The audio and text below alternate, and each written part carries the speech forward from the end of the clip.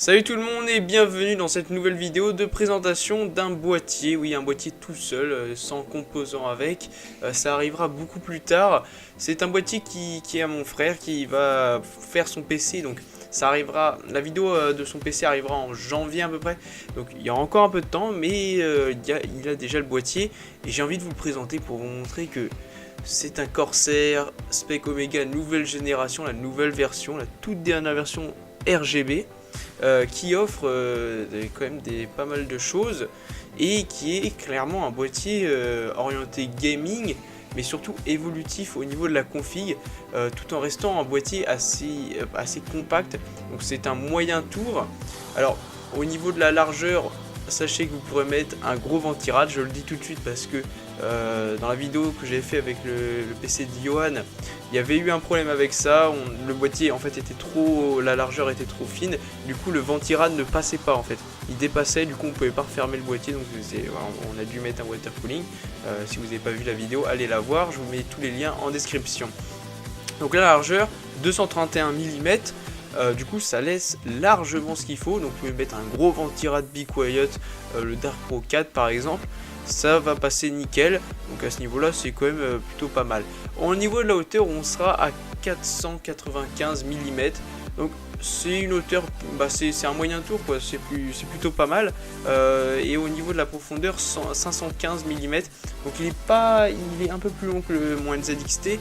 Et franchement au niveau de la taille c'est ce qu'il y a de mieux en fait, de plus équilibré, c'est à dire que ça vous prend pas trop de place et en même temps vous pouvez mettre quand même un water cooling, je vais en parler juste après. Au niveau du poids 7,75 kg, c'est plutôt léger, ça allait, au niveau du poids c'est pas mal. On peut mettre jusqu'à 59 litres dedans, voilà, ça c'est les caractéristiques et c'est pas trop ça qui nous intéresse. Alors au niveau du format de la carte mère ATX, voilà, tous les ATX, micro ATX, mini ITX, donc maximum ATX, pas de EATX, donc les EATX c'est vraiment les grandes cartes mères, donc c'est maximum ATX. Sachant que des EATX, il n'y en a pratiquement pas alors pour le grand public, donc à ce niveau là il n'y a pas de problème.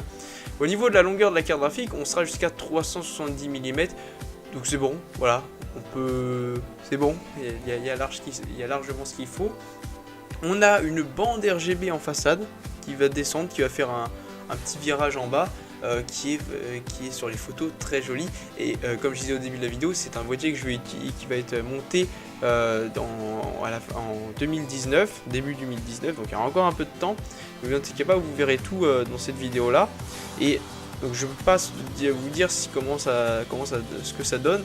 En tout cas ça a l'air plutôt pas mal, les finitions sont impeccables. Bon, c'est du Corsair, voilà, je pense que si vous avez déjà eu des produits Corsair c'est nickel. On a deux ventilateurs RGB, donc les ventilateurs RGB de chez Corsair, voilà, ils sont magnifiques quand même. Et pareil, les finitions impeccables. Ça a l'air vraiment, ça envoie du lourd, je pense que ça va être nickel à ce niveau là. Au niveau de la façade, on va parler un petit peu des connectiques. On a bien sûr le bouton power qui sera carré, assez gros, voilà.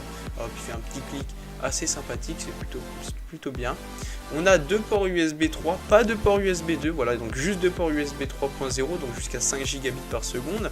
Bien sûr, le câble, il faut le brancher sur la carte mère en USB 3.0, et donc si vous avez une carte mère qui a 10 ans, vous ne pourrez pas utiliser ces ports USB. Bon, même si je pense que si vous achetez ce boîtier là, vous avez quand même des composants assez récents qui vont être dedans.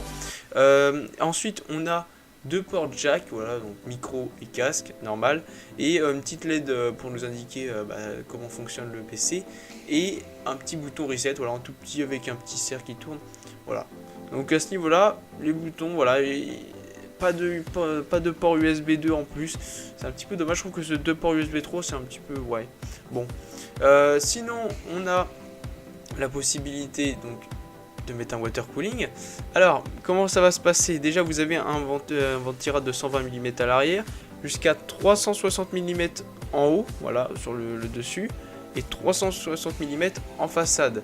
Alors on pourrait se dire je vais mettre un water cooling de chez Corsair, par exemple le dernier là, le H150i je crois, un truc comme ça, le 360 mm qu'on peut mettre au-dessus, sauf que ça ne marche pas, on peut pas en fait, il est trop bas, et du coup ce qui se passe, c'est que si vous essayez de mettre un water cooling, votre carte mère ne passera pas. Donc, ou l'inverse. Alors c'est un petit peu dommage quand même parce qu'ils auraient peut-être monté de 2 cm et c'était bon, hein, le water cooling allait en bas, en haut plutôt. Et donc pas de water cooling de 360 mm en haut, vous pourrez juste mettre 3 ventilateurs en haut, donc je trouve ça un peu dommage. Par contre vous pourrez mettre un water cooling en façade quand même, hein, voilà, vous ne serez pas obligé de mettre un 120 mm à l'arrière, vous pouvez mettre un water cooling en façade. Alors mettre un water cooling custom, je pense qu'on n'a pas trop de place. Donc un IO, voilà, un standard, un truc, un Corsair, voilà, comme je disais, histoire d'être avec tous le même logiciel. Donc voilà, vous pouvez mettre que en façade. Et pareil en façade, au niveau de l'aspiration de l'air, vous aurez juste par en dessous. Vous avez en fait, au moment de la bande LED fait un petit virage, vous avez une grille et ça passe en dessous. Donc au niveau de l'aspiration de l'air, ouais. Et après si on veut éjecter l'air, ouais, là aussi je trouve ça bon. Donc au niveau du flux d'air, si vous avez un ventirad, c'est le top. À ce niveau-là, vous ne pourrez pas faire vraiment mieux. Vous mettez 3 ventilateurs en façade, 3 ventilateurs en haut, plus celui de derrière. Ah, là, tu peux pas faire mieux. C'est très très bien ventilé. Après, si vous mettez un water cooling, voilà. Donc tout dépend après si vous mettez comme processeur. Si vous mettez un i3, c'est bon. Voilà, vous pouvez, c'est ok. Donc voilà, c'est le petit point noir que je lui donnerai à ce boîtier-là, c'est qu'on peut pas mettre de water cooling 360 mm en haut, mais on peut en mettre un en façade. Au niveau des disques durs, on pourra mettre 2 disques durs de 3,5 pouces. Donc il faut savoir qu'il y a déjà un rack qui est occupé par un petit carton du boîtier avec toutes les vis dedans et les résans. Donc il y en a d'être fournis, des résans noirs, comme ça c'est pas discret. On a aussi 2 emplacements de 3 emplacements. Non, 3 emplacements de 2,5 pouces. Voilà, à l'arrière, juste qui sera situé derrière la carte mère. Et qui fait que bah au niveau des SSD c'est ok, voilà, il y a tout ce qu'il faut, hein. On est bon. Et ensuite vous pourrez bien sûr connecter vos ventilateurs Corsair directement derrière. Il y a 2 petits boîtiers derrière avec en fait c'est comme le Corsair Link, je sais plus quoi là, un petit hub que vous rajoutez dans votre boîtier. C'est ça mais un peu plus petit. Vous branchez directement vos ventilateurs Corsair, ils sont gérés directement par le logiciel Corsair IQ que je vous présenterai dans une prochaine vidéo, pas avec ce boîtier là mais avec un autre produit Corsair. Et donc à ce niveau là c'est plutôt bien. Donc après il faut avoir tout Corsair, voilà, donc c'est un peu comme Asus quoi, un peu comme les autres marques. Il faut avoir tout de la même marque pour que tout soit compatible ensemble. Et vous avez aussi un branchement pour le RGB, donc c'est connecté sur un petit boîtier qui se relie en USB directement sur votre carte mère. Et voilà, et là vous pouvez contrôler votre RGB avec le logiciel. Donc c'est plutôt bien, je m'y attendais et franchement voilà, c'est bien. Enfin, pour l'instant au niveau des connectiques c'est pas mal. On a l'USB 3, on a l'audio, on a tout, c'est du standard. Donc pour un boîtier comme ça, c'est plutôt pas mal. On a un cache à lime qui est plutôt classe quand même. Il est assez discret tout en gardant un petit design à Corsair avec le petit logo qui est situé à gauche. Et ensuite vous avez en plein milieu un trou, voilà, pour passer les câbles d'alimentation pour la carte graphique. Voilà, et en plus c'est plutôt bien fait, c'est plutôt joli. Moi je trouve ça c'est un bon effort. Et pareil pour les câbles, les petits connectiques en dessous de la carte mère, en bas de la carte mère, vous pouvez les passer discrètement en bas. Voilà, donc il y a des trous partout pour passer les câbles. Pareil pour les câbles sur les côtés, c'est complet, c'est bien fait, le rangement sera propre, on a de la place. Pareil pour l'alimentation, j'ai pas précisé, on a un cache anti-poussière. Donc là aussi c'est du standard mais il est quand même quali. Moi je trouve ça plutôt pas mal. Le défaut aussi que je donnerais, c'est qu'on n'a pas de cache anti-poussière au niveau de la façade. C'est juste en fait la petite grille en bas qui va bloquer la poussière, sauf que cette grille là elle est assez épaisse pour laisser passer le maximum d'air. Donc la poussière va passer. Donc voilà, au niveau de la poussière, vous serez, je pense franchement, vous arriverez à ces limites assez rapidement. C'est-à-dire que vous devrez, au bout de quelques mois, hop, il faudra nettoyer parce que là, on verra quand même ça, une accumulation de poussière dans le boîtier. Voilà, c'est un point à prendre en compte. Après, si vous avez l'habitude déjà de nettoyer votre boîtier, alors ça vous changera pas.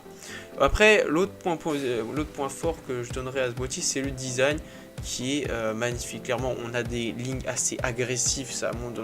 C'est pas carré. Par exemple, moi j'ai un boîtier NZXT H440 et les NZXT c'est carré. Voilà, c'est sobre, ultra simple. Mais ça a son charme. Là chez Corsair, d'habitude on a des trucs comme un peu NZXT, assez carré, assez sobre. Là on est sur une gamme qui a les premières générations du Omega. C'était pareil, voilà, c'était assez classe, je l'ai trouvé assez joli même si ça m'attirait pas trop. Et là le fait qu'ils ont mis tout en noir avec du RGB, franchement ça m'a convaincu. Donc un boîtier que je vous testerai d'ici, comme je disais, d'ici 2019 pour le test, pour le montage du PC de mon frère. Je ne sais pas encore les composants qu'il y aura, on verra, vu qu'il y a des nouvelles cartes graphiques qui vont sortir, ainsi que les nouveaux processeurs Intel. Donc on verra, je ne sais même pas si on mettra du AMD ou du Intel.